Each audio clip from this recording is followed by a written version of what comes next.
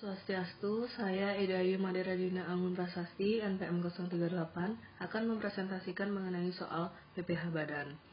Jadi, di sini saya akan menjelaskan perhitungan dan koreksi satu-satu dari soal yang tertera dalam slide.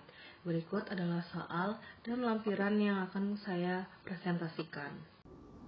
Baik, sebelumnya di sini saya akan menjelaskan secara singkat bagaimana rekonsiliasi fiskal.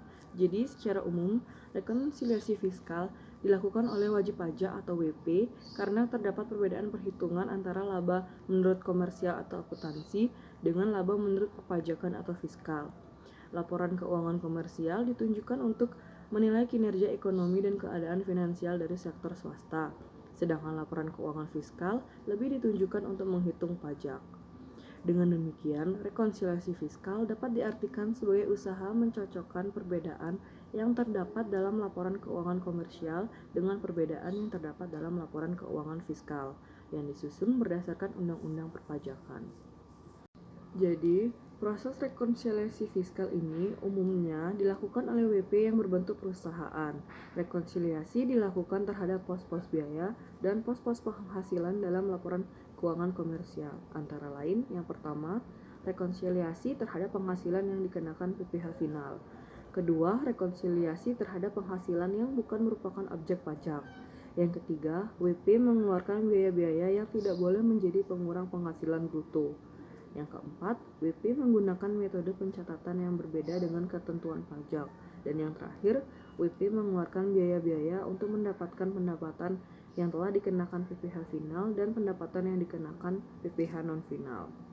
Jadi catatan yang perlu diperhatikan dalam merekonsiliasi fiskal adalah ketika terjadi koreksi positif, maka untuk pendapatan akan menambah laba fiskal, sedangkan untuk beban akan mengurangi laba fiskal.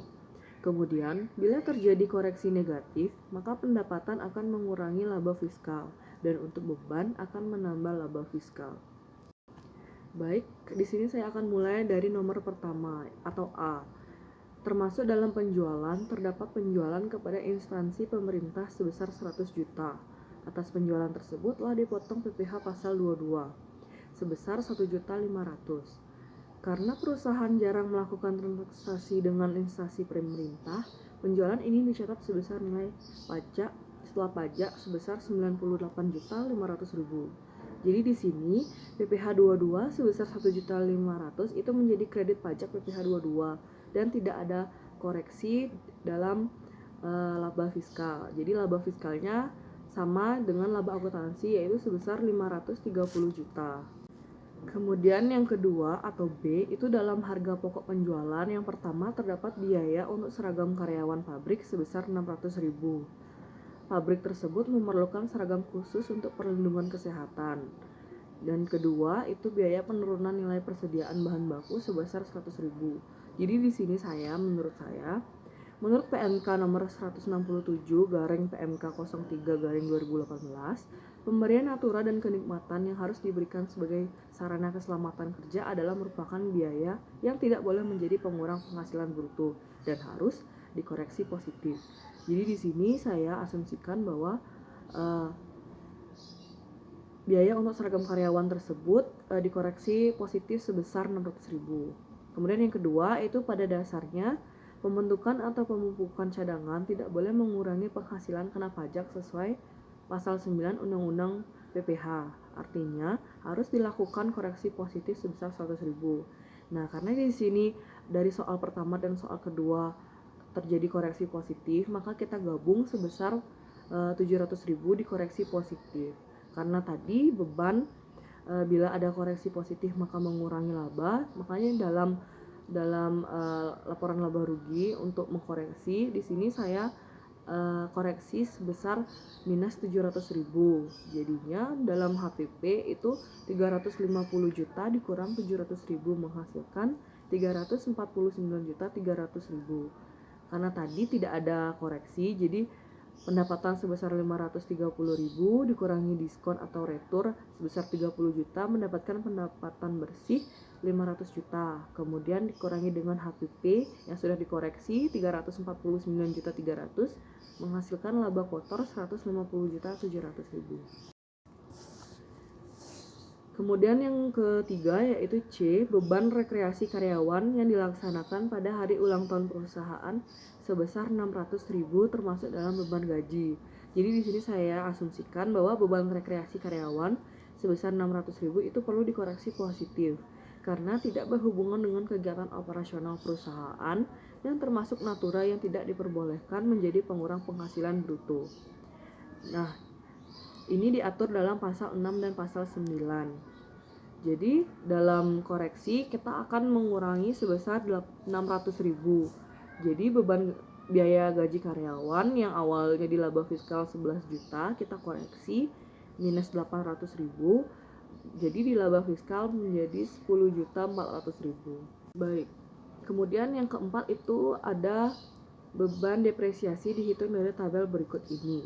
Nah, dari soal itu sudah tertera di mana beban depresiasi dari untuk pabrik dan dari kantor. Jadi di sini saya akan menjelaskannya satu persatu di mana untuk pabrik terlebih dahulu, kemudian kantor. Nah, untuk mencari koreksi dalam depresiasi ini kita membandingkan antara perhitungan dalam akuntansi dengan pajak. Di mana untuk di akuntansi itu harga perolehannya harus dikurangi dengan nilai sisa baru dibagi untuk umur ekonomis berdasarkan akuntansi, sedangkan untuk pajak itu hanya harga perolehan saja yang dibagi dengan tahun ekonomis berdasarkan pajak. Jadi untuk bangunan itu dalam akuntansi 200 juta dikurang 20 juta dibagi 30 tahun mendapatkan hasil 6 juta. Kemudian dalam pajak itu 200 juta langsung dibagi umur ekonomis 20 tahun mendapatkan hasil 10 juta. Untuk koreksi negatif, jadi di sini karena nilai pajak lebih besar daripada akuntansi, maka perlu adanya koreksi negatif sebesar 4 juta. Begitupun juga untuk peralatan.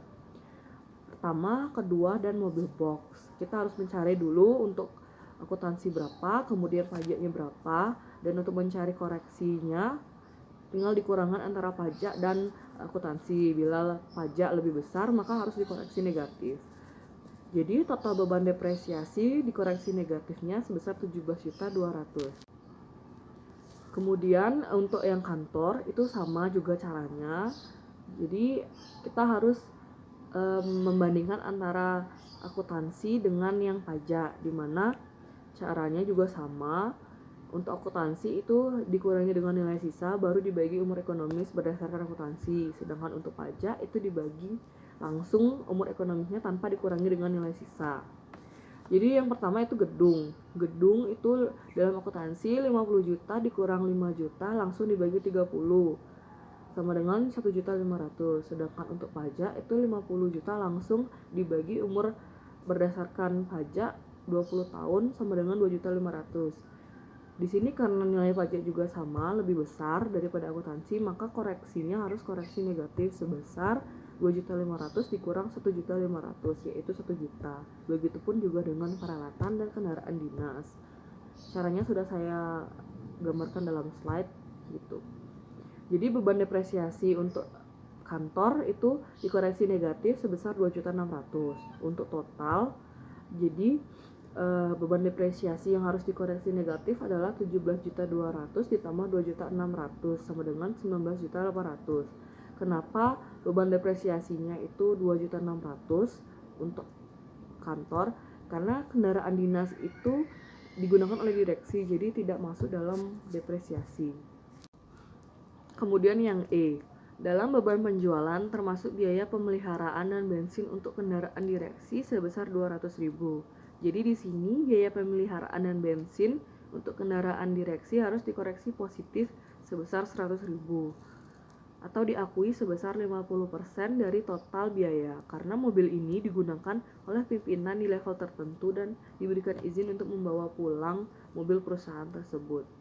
Kemudian yang F, yaitu beban pemasaran termasuk biaya entertainment yang tidak ada daftar nominatifnya sebesar 800.000.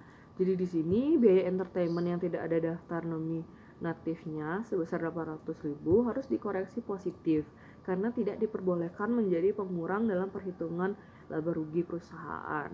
Maka dari itu dalam laporan laba rugi biaya pemasaran akan dikurangi sebesar 800.000 dari dari laba akuntansi yang awalnya 20 juta, maka di laba fiskal menjadi 19.200.000.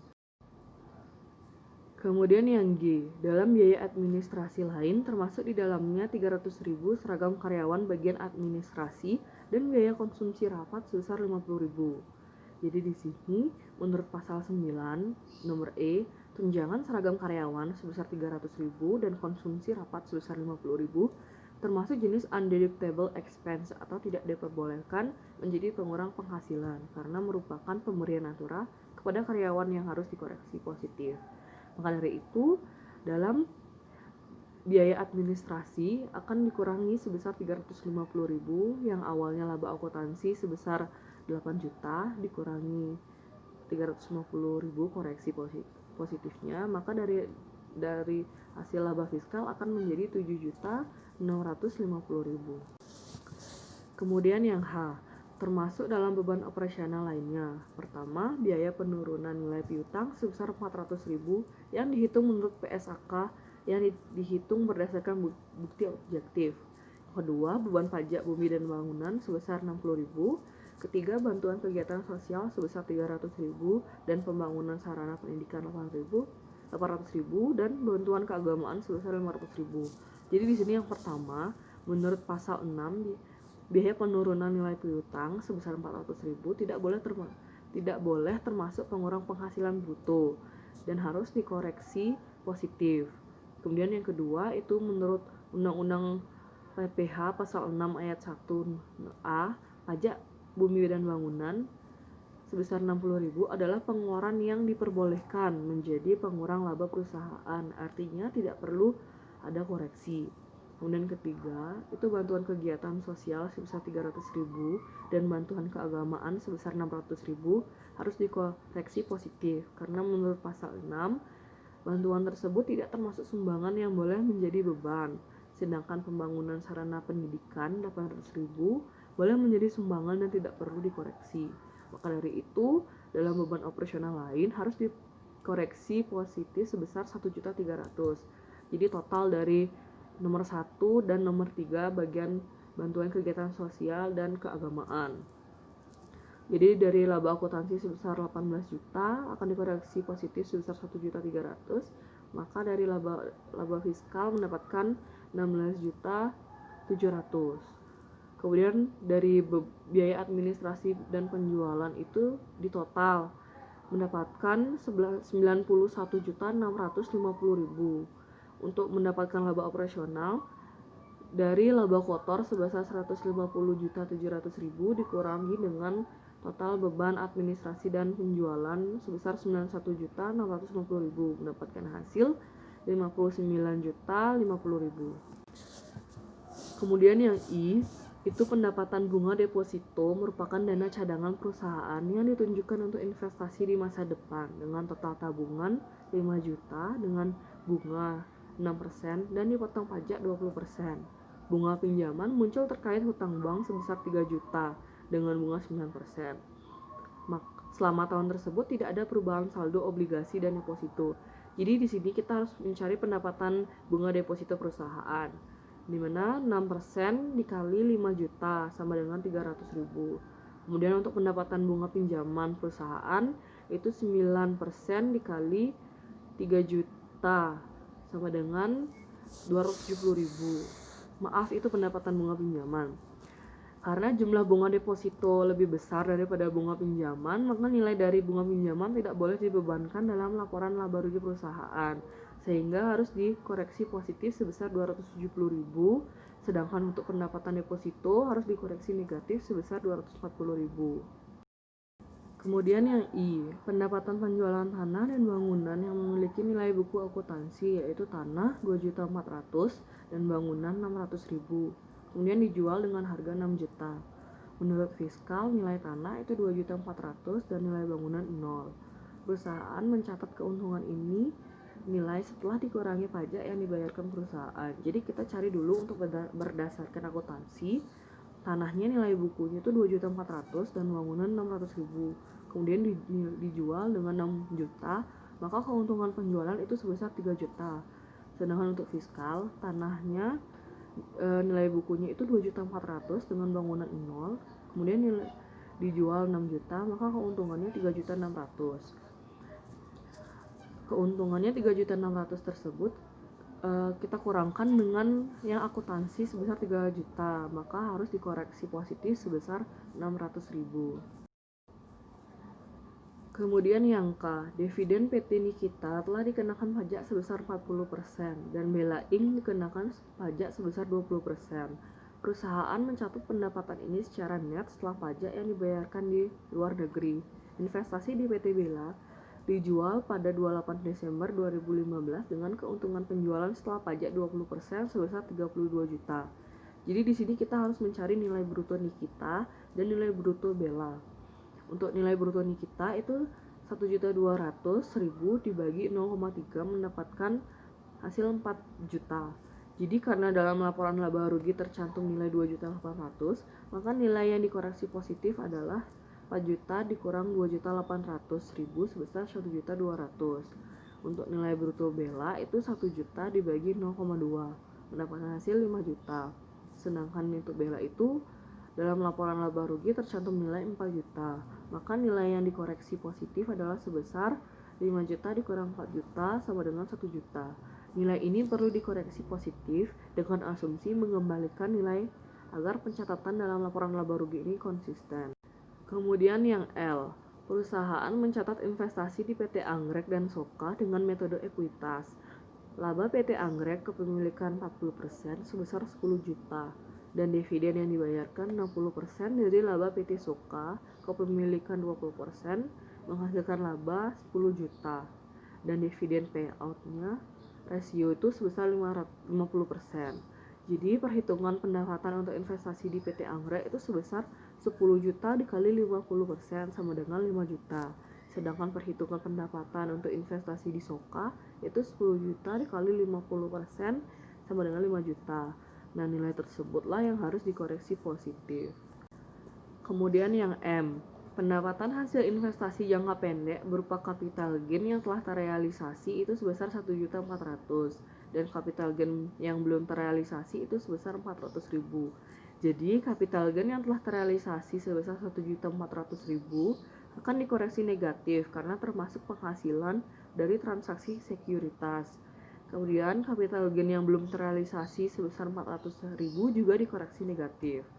Jadi total capital gain sebesar 1.800.000 akan dikoreksi negatif ke dalam akun pendapatan hasil investasi jangka pendek. Kemudian yang N itu keuntungan penjualan aset tetap dilakukan atas aset tetap yang menurut pajak dan akuntansi telah berumur melebihi masa manfaat. Mesin dan peralatan dengan nilai sisa 12 juta dijual dengan harga 20 juta. Jadi di sini kita harus mencari dulu keuntungan penjualan. Nilai sisa mesin dan peralatan itu sebesar 12 juta, kemudian dijual 20 juta, mendapatkan keuntungan penjualan sebesar 8 juta. Karena dalam transaksi ini terjadi keuntungan sebesar 8 juta, maka sudah sesuai dengan catatan akuntansi dan fiskal. Jadi tidak perlu dikoreksi. Jadi untuk yang diminta pertama itu hitung penghasilan kena pajak perusahaan. Jadi yang pertama kita sudah mendapatkan laba bersih sebesar 130.550.000. Kemudian dikali dengan tarif pajak sebesar 25%. Maka pajak yang terutang adalah 130.550.000 dikali 25% mendapatkan hasil 32.637.500. Kemudian yang kedua itu hitung kredit pajak PPh 24 atas penghasilan yang diterima perusahaan dari luar negeri. Jadi kredit pajak PPh pasal 24 atas penghasilan luar negeri adalah sama dengan 9 juta, di mana hasilnya didapatkan dari penghasilan dari negara A atau dividen PT Nikita sebesar 4 juta dikali tarif 40%.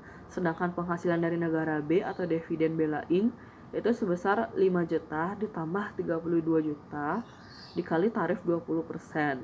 Maka PPh yang dipotong di luar negeri itu adalah negara A sebesar 1.600.000, kemudian dari negara B sebesar 7.400.000, dengan total PPh pasal 24 yang didapat dikreditkan adalah sebesar 9 juta.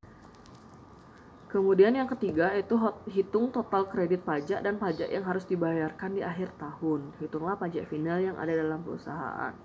Jadi di sini kredit pajaknya yang pertama ada PPh pasal 22 sebesar 1.500.000. Kemudian PPh pasal 24 sebesar 9 juta. Kemudian PPh pasal 25 sebesar 18 juta. Sehingga total kredit pajak adalah sebesar 28.500.000.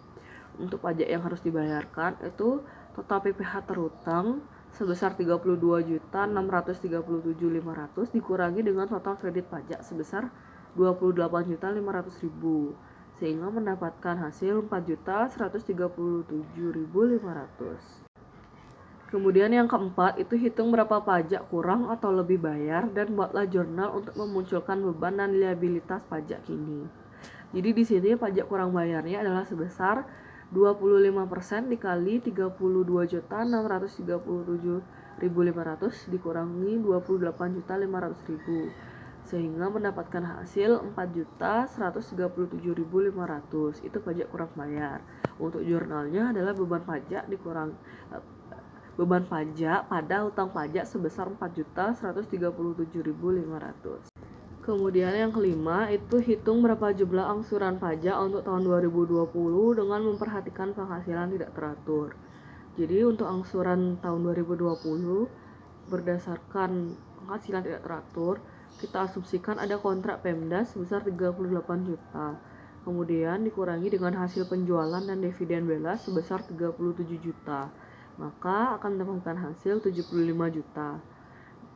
Kemudian 75 juta ini kita cari pajaknya sebesar 25%, mendapatkan hasil 18.740.000. Kemudian penghasilan teraturnya itu sebesar 130.550.000 kita dapatkan dari laba bersih. Jadi untuk kredit pajak yang tadi kita temukan itu 9 juta. Maka total pajak per tahun teratur itu sebesar 9.750.000. Di mana hasilnya kita dapatkan dari 18.750.000 dikurangi kredit pajak sebesar 9 juta. Untuk angsuran per bulannya itu sebesar 851,042 rupiah. Yang terakhir itu ada sebutkan minimal 3 item yang mempengaruhi nilai aset atau liabilitas pajak tangguhan dalam kasus di atas dan memberikan penjelasan singkat. Jadi di sini saya menjawabnya itu 3 itemnya, ada depresiasi, penjualan aset tetap, dan penyisihan piutang. Untuk depresiasi itu menjadi salah satu item yang mempengaruhi nilai aset atau liabilitas pajak tangguhan karena depresiasi merupakan biaya yang dalam perhitungannya itu berbeda antara akuntansi dengan fiskal. Ketika ada perbedaan metode maka terjadi perbedaan nilai. Kemudian kedua itu ada penjualan aset tetap. Karena metode perhitungan penjualan aset tetap antara akuntansi dan fiskal itu berbeda juga dan perlu adanya koreksi sehingga menimbulkan perbedaan. Kemudian terakhir itu penyisihan piutang. Sama halnya dengan penyisihan piutang itu juga dalam perhitungannya berbeda, baik akuntansi dan fiskal, sehingga menimbulkan perbedaan nilai. Sekian presentasi dari saya. Apabila ada salah perhitungan maupun perkataan, saya mohon maaf. Terima kasih atas perhatiannya. Saya ucapkan terima kasih. Akhir kata saya tutup dengan Parama Santi. Om Santi Santi Santi Om.